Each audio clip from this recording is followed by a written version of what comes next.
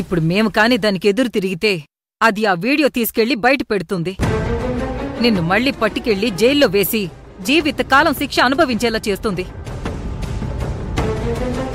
నువ్వు చేసిన పిచ్చి పని వల్ల, నీ కూతురు తీసుకున్న ఆ తొందరపాటు నిర్ణయం వల్ల మా సంఖ్యలన్నీ మేమే వేసుకోవాల్సొచ్చింది.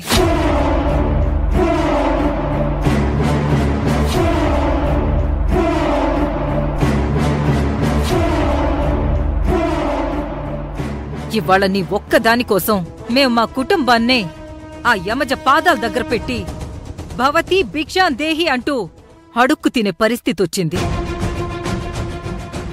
బోనమ్మా, ఇదంతా నాకు తెలియదమ్మా. ఇట్లా జరుగుతుందని నాకు ముందే తెలిసుంటే నేనుగా యమజ చెప్పినట్టు స్టేషన్లా నేరం ఒప్పుకునేదాన్నే కాదు.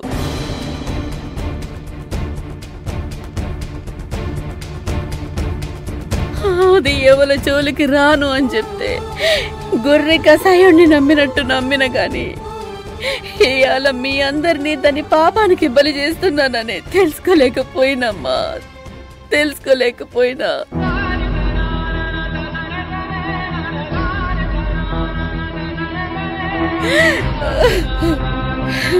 మీ బాంచం తల్లి, నేను చేసిన ఈ పాపానికి ప్రాయశ్చిత్తం ఇంకేముంది నాకు, ఏముంది నాకు? అయ్యో అయ్యో భగవంతుడా.